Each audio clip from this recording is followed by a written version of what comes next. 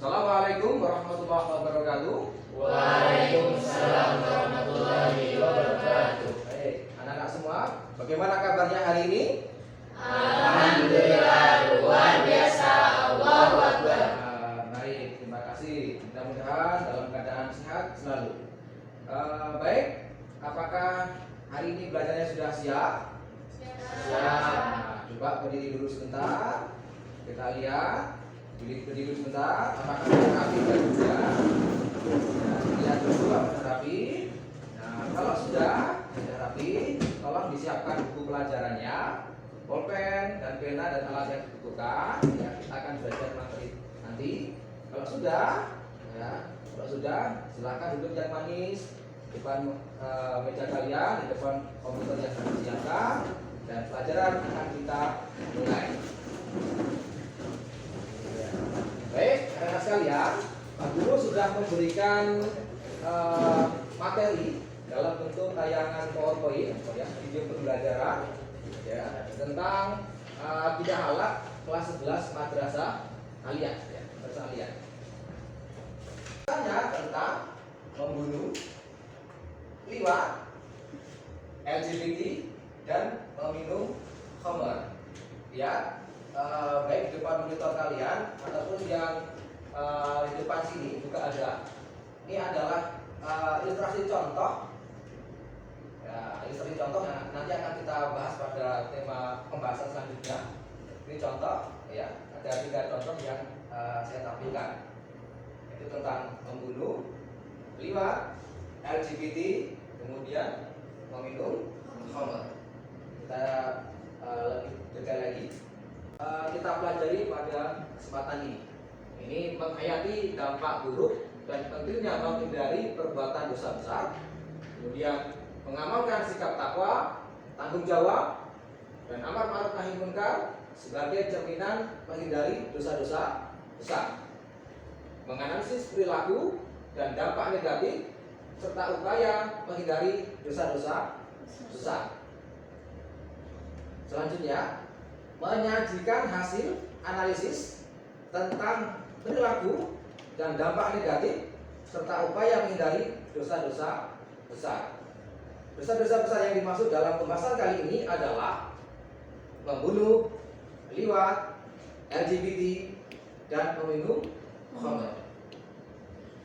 Baiklah, selanjutnya tujuan pembelajaran. Setelah mempelajari materi ini melalui tayangan video pembelajaran atau PowerPoint, ya, diharapkan peserta didik dapat menganalisis perilaku dan dampak negatif serta upaya menghindarinya. Kemudian menyajikan hasil analisis tentang perilaku dan dampak negatif serta upaya menghindarinya. Yang ketiga, menghayati dan mengamalkan agama dan menunjukkan perilaku, sikap jujur, disiplin, tanggung jawab, peduli, dan santun. Kemudian, nah ini ada membunuh, liwat, LGBT, minum khamr, judi, kemudian mencuri, durhaka kepada orang tua, meninggalkan sholat, makan harta anak, korupsi. Adapun yang kita bahas, ini ada 4 pembahasan, yaitu membunuh, liwat, LGBT, dan meminum khamr. Coba perhatikan gambar ini. Ya. Kalau depan kurang jelas, bisa di depan monitor kalian. Ya, depan monitor kalian. Nah, coba perhatikan gambar ini. Gambar nomor 1, gambar nomor 2, dan gambar nomor 3. Ya. Kira-kira apa sih yang terbayang dalam benak kalian kalau melihat gambar ini? Ada yang mau coba jawab? Coba jawab. Ya, yang nomor 1 itu Nomor 1, suka sesama jenis. suka sama jenis. Oke, good job. Yang lain? Yang lain? Ada yang coba? Ya, silakan. Nomor 2 itu pembunuhan. Pembunuhan. Yang ketiga tentang? Iya. Ini yang ketiga ini saya urutkan ya. Yang pertama, gambar nomor pertama ini gambar ilustrasi, katakanlah demikian, perempuan suka sama perempuan atau pernikahan perempuan dengan perempuan, laki-laki dengan laki-laki. Ini Soal yang kedua ini berhubungan dengan katakanlah pembunuhan, ya, pembunuhan. Ini dari dulu, ya, ini ilustrasi aja. Ya, gambar yang ketiga ini berhubungan dengan orang yang teler akibat minum khamar. Bagaimana penjelasannya? Apa sih itu membunuh? Apa sih itu membunuh? Membunuh berarti dalam versi kamus bahasa Indonesia ini berarti mengambil atau mencabut nyawa seseorang, baik itu disengaja maupun tidak disengaja. Ya, adapun menurut ID Wikipedia ini pembunuhan adalah suatu tindakan untuk menghilangkan nyawa seseorang dengan cara melanggar hukum maupun tidak melanggar hukum. Kata kunci di sini adalah mengambil nyawa orang lain. Ya, ini tidak boleh. Dan merupakan kejahatan tingkat tinggi. Ya. Efek pembunuhan itu berkepanjangan sehingga menimbulkan dendam kesumat. Allah SWT berfirman, ya, yang artinya, dan janganlah kamu membunuh jiwa yang diharamkan Allah, ya, melainkan dengan sesuatu sebab yang benar. Ya. Quran surat Al-Isra ayat 33. Bahkan Islam mengajarkan kita untuk melindungi setiap nyawa. Barang siapa yang membunuh seorang bukan karena orang itu membunuh orang lain atau bukan karena membawa kerusakan di muka bumi, maka seakan-akan dia telah membunuh manusia seluruhnya.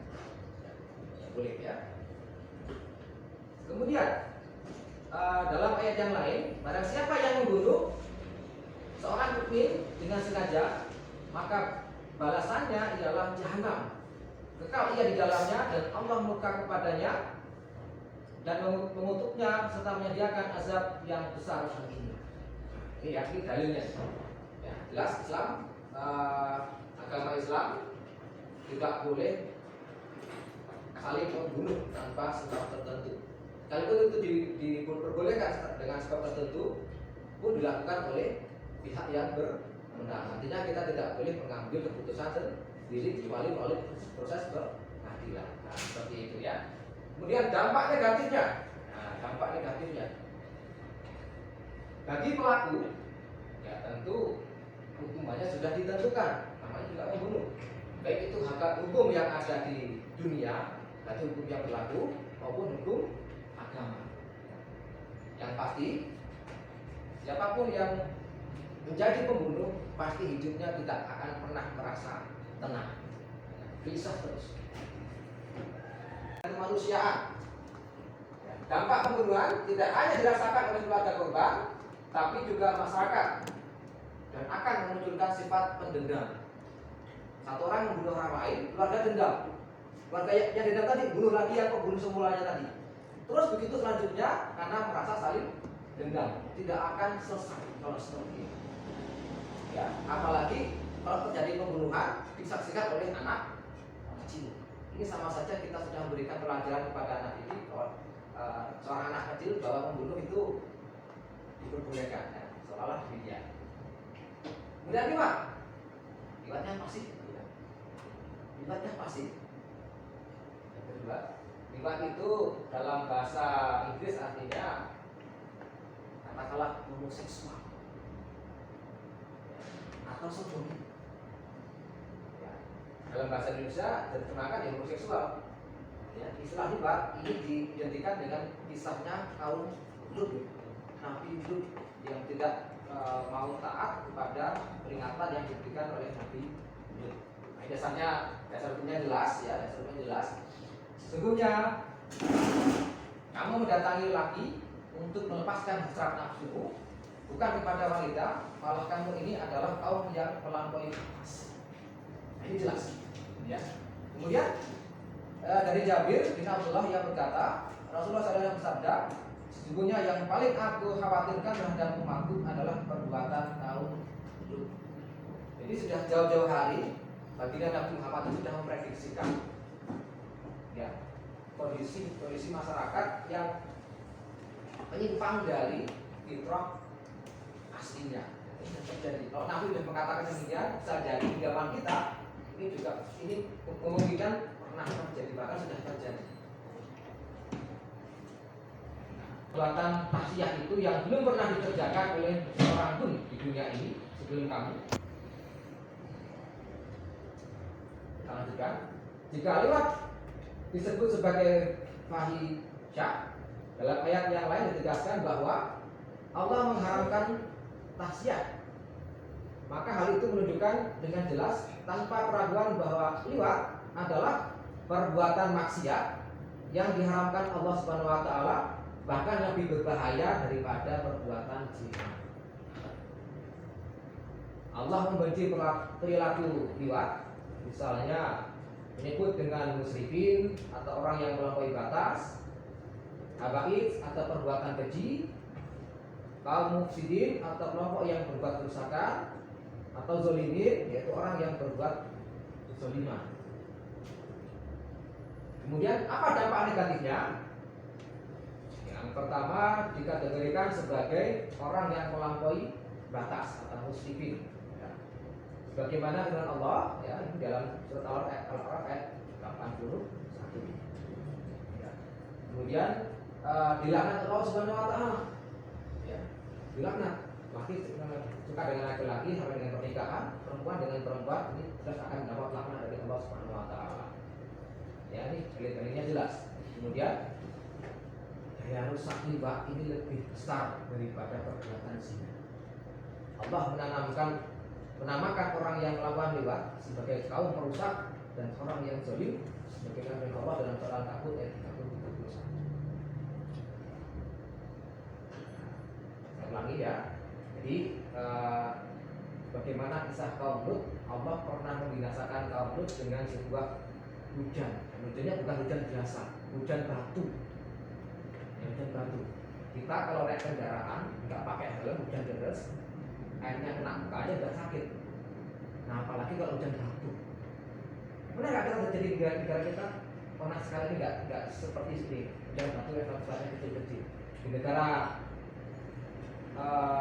yang dekat daerahnya dengan suhu yang ekstrim, kadang-kadang pernah terjadi hujan es. Kita beruntung belum pernah merasakan demikian. Ya, seperti ini. Transgender. Ini kalau saya katakan LGBT ini merupakan transformasi dari lingkungan yang lebih modern, merupakan perilaku seks menyimpang, bertentangan dengan hukum Islam dan sangat mengkhawatirkan bagi kehidupan umat manusia. Ya, kehidupan umat manusia. Stop, ya. Bahkan sampai ya, karena saking tidaknya memang ini masalah LGBT dibuatlah animasinya, ya, dibuatlah animasinya. Ada filmnya yang ditujukan kepada anak-anak seolah-olah berhubungan atau bahkan sampai menjalin hubungan pernikahan dengan sama jenis itu diperbolehkan. Nauzubillah nggak boleh. Apa itu LGBT? Ya, apa itu LGBT?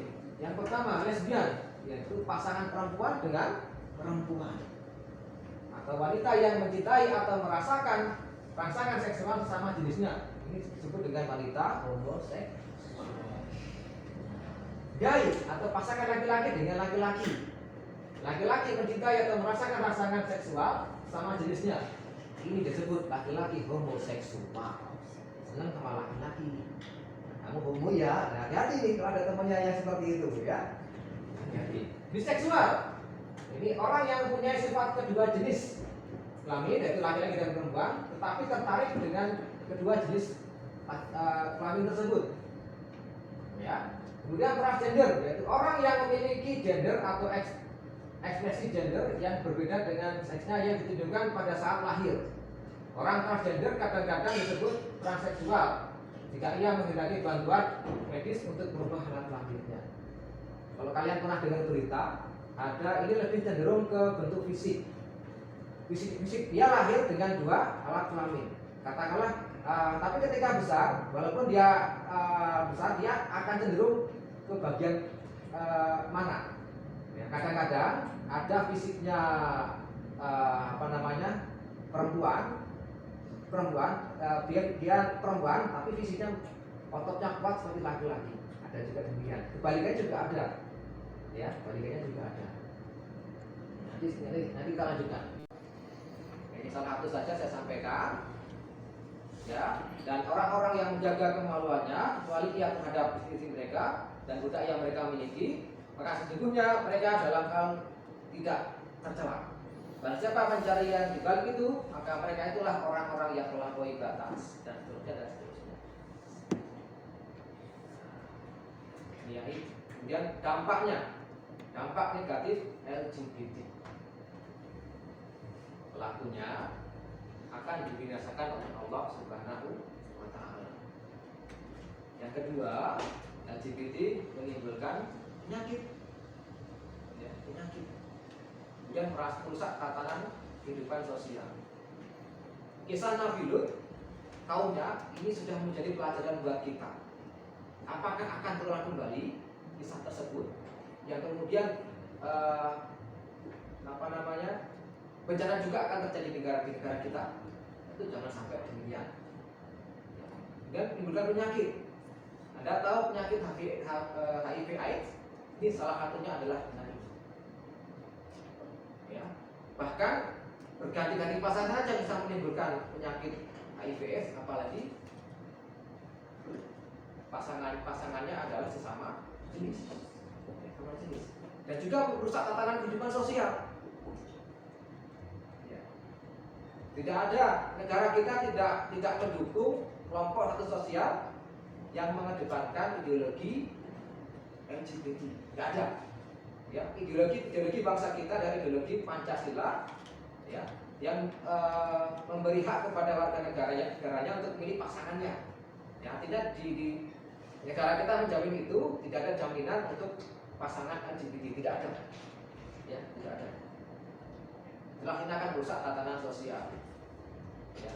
Kalau laki-laki dengan laki menikah, perempuan dengan perempuan menikah, terus siapa yang akan melanjutkan tatanan sosial masyarakat berikutnya? Kan tidak ada. Ya, tidak ada.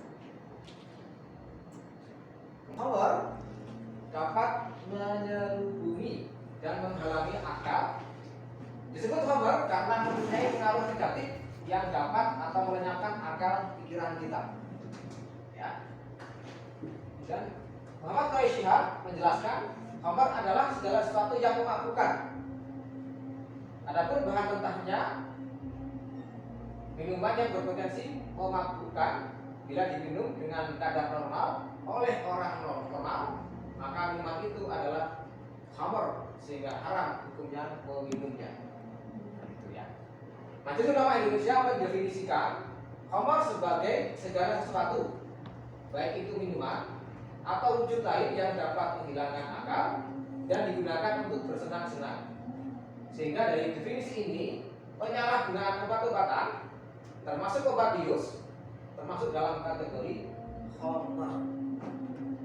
Nah, ini salah satu dari hadis dari Nabi dari Umar radhiyallahu anhu berkata, saya tidak mau kecuali berasal dari Nabi.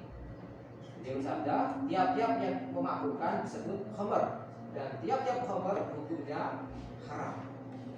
Artinya segala sesuatu yang memabukkan tidak hanya berbentuk minuman, bisa juga makanan, bisa juga dengan sesuatu yang dihisap, atau bisa juga dengan sesuatu yang disuntikkan. Nah, seperti itu. Ya, hati-hati. Minuman, sesungguhnya minuman khamr, berjudi, ya, berkorban untuk berhala, menghuni nasib dengan anak panah adalah perbuatan keji dan termasuk perbuatan syaitan. Maka jauhilah perbuatan-perbuatan itu agar kamu mendapat keberuntungan. Jadi ini jelas. Dampaknya, perhatikan. Ya, dampaknya. Yang pertama tentu saja melanggar perintah agama. Surat Al-Maidah ayat 90 tadi. Ingat, perintah dalam Al-Quran. Al-Quran itu isinya, kalau nggak perintah ya larangan. Ya, di antaranya itu. Maka dalam hal ini surat Al-Maidah ayat 90 ini berupa perintah, bukan larangan, berupa larangan untuk kita menjauhi minuman khamr. Ya, kemudian yang kedua itu memicu perbuatan jahat lainnya. Jelas. Ketika kita minum khamr, maka yang diserang adalah akal sehat kita, akal budi kita. Kalau akal ini tidak bisa kita kendalikan, maka orang tersebut akan mau berbuat sesukanya. Dia tidak akan bisa memilah apakah perbuatan itu dibolehkan atau dilarang. Demikian juga dalam surat Al-Maidah ayat 21 ini bahwa berkhamar itu menghalangi kamu dari mengingat Allah, maka berhentilah kamu dari mengerjakan pekerjaan. Awalnya sepele, hanya minum khamar, ya. Meskipun itu hanya setegur, setetes, itu juga termasuk khamar. Kemudian dampaknya, ya, lanjutannya terlarang melaksanakan ibadah. Ya iyalah, sholat itu diperuntukkan bagi mereka yang berakal. Orang gila kan nggak boleh sholat, ya, nggak boleh sholat. Minum khamar itu akalnya akan terganggu. Kemudian menimbulkan gangguan mental organik. Ya, gangguan mental ya karena akalnya terganggu karena minuman khamar, ya, sehingga lama-lama akan membuat mentalnya terganggu. Kemudian mendapatkan sanksi, baik sanksi agama maupun sanksi hukum, sanksi negara yang berlaku di negara kita. Ya, ini pernah terjadi zaman Rasulullah bahwa ketika Rasulullah mendapati laporan tentang orang yang minum khamar kemudian dicambuk atau didera sebanyak 40 kali. Bagaimana menghindari perilaku khamar? Yang pertama, meningkatkan ketaatan dengan ibadah dan amal soleh. Ya. Dan yang kedua, meyakini bahwa mengkonsumsi miras dalam segala bentuknya adalah perbuatan keji dan diancam masuk neraka. Kemudian menyadari dengan sepenuh hati bahwa mengkonsumsi minuman keras itu tidak ada gunanya, bahkan akan rusak masa depan. Ya. Kalau menurut Pak Guru, daripada minum khamar lebih baik pilih jajan atau pilih bakso, ya enak. Ya. Kemudian lanjutnya meningkatkan kualitas akhlak dan meningkatkan wawasan keilmuan dan keaktifan diri. Itu jelas Anda atau kita apabila sudah meminum khamar, akal kita tidak akan bisa berpikir. Nah, bagaimana mau belajar akal kita nggak bisa berpikir? Ya, setiap hari kecanduannya khamar. Kalau nggak ada minum, kalau nggak nyekik botol rasanya nggak nyaman, gitu kan gitu. Kalau nggak seperti itu, ya sudah, ya sudah. Ya. Banyak kasus yang bisa kita lihat di media televisi, banyak orang meninggal overdosis gara-gara terlalu banyak minum khamar. Dan lebih ekstrem lagi, minum khamar dicampur dengan zat yang lain yang lebih berbahaya, ya. Saking merasa hebatnya dirinya, seolah-olah setelah minum khamar itu tubuhnya akan kebal, nyatanya juga mati juga, ya. Itu juga, ya. Menghindari diri dari perbuatan dari lingkungan yang tidak baik. Nah, ini maksudnya adalah mencari sahabat dari teman. Kalau berteman itu dengan teman yang soleh, dengan yang baik, ya. Pak, saya kan cuma nemenin aja Pak, kalau saya minum saya kan nggak minum Pak. Iya, hari ini kamu nggak minum, ya. Besok ditawarin lagi, lama-kelamaan kita akan terjerumus juga mengikuti mereka. Kalau teman kita teman yang salah. Teman yang soleh, teman yang baik adalah teman yang selalu mengingatkan kita tentang kebaikan. Tentang kebaikan itu teman yang soleh, sahabat yang soleh. Hikmahnya sekarang, yang menjaga kesehatan jasmani dan rohani dari penyakit yang ditimbulkan dari pengaruh minuman keras dan narkotika. Yang menjaga hati agar tetap takarub kepada Allah dan mengerjakan sholat sehingga selalu memperoleh cahaya hikmah. Masyarakat terhindar dari sikap kebencian dan permusuhan akibat pengaruh minuman keras dan narkotika. Ya, ini hikmahnya jelas ya. Rangkuman. Nah, ini kita rangkum ya pelajarannya. Islam mengajarkan untuk melindungi setiap nyawa. Menghilangkan satu nyawa pada hakikatnya sama dengan membunuh seluruh umat manusia, sehingga Islam sangat menuntut adanya pembunuhan. Ini jelas ya. Liwat adalah salah satu bentuk perilaku seks menyimpang. Di dalam mata Islam, ya, perilaku ini dikategorikan sebagai bentuk pelanggaran yang besar. Umat Nabi Lut adalah umat yang mula-mula melakukan perbuatan menyimpang ini, ya. Sehingga Azab Allah diturunkan untuk menjadi peringatan kepada manusia yang tidak tunduk kepada hukum dan ketentuan Allah Subhanahu wa taala. LGBT adalah perilaku melampaui batas yang sangat dikecam oleh Islam. Dampak dari LGBT sungguh mengerikan, ya, baik bagi para pelaku, masyarakat maupun umat manusia. Allah mengancam umat yang membiarkan adanya LGBT, nah, dibiarkan dengan kematian paceklik dan kelaparan. Resikonya kalau kita membiarkan LGBT itu berkembang luas di sekitar kita. Ya. Kemudian yang keempat, mengkonsumsi hambar dengan segala jenisnya adalah dilarang oleh agama karena akan berdampak pada kejahatan-kejahatan turunan lainnya, misalnya mencuri, membunuh dan sebagainya. Perbuatan yang disebut nicis, ya, atau kotor. Orang yang terlibat dalam mata rantai hambar seperti pembuatnya, pengedar, dan orang yang melayani hambar, semuanya termasuk pelaku tindak pelanggaran yang akan mendapatkan sanksi hukuman. Tanyakan? Ada yang ditanyakan? Satu saja barangkali. Rasa kalian semua sudah cukup memahaminya. Sudah memahaminya. Untuk itu kita sudahi pelajaran kita hari ini, dan sebelum itu mohon untuk dibaca kembali materi yang akan datang sehingga kalian bisa siap untuk mengikuti pelajaran guru di minggu yang akan datang. Terima kasih atas perhatiannya. Mohon maaf ada segala salah dan kurang. Assalamualaikum warahmatullahi wabarakatuh. Waalaikumsalam warahmatullahi wabarakatuh.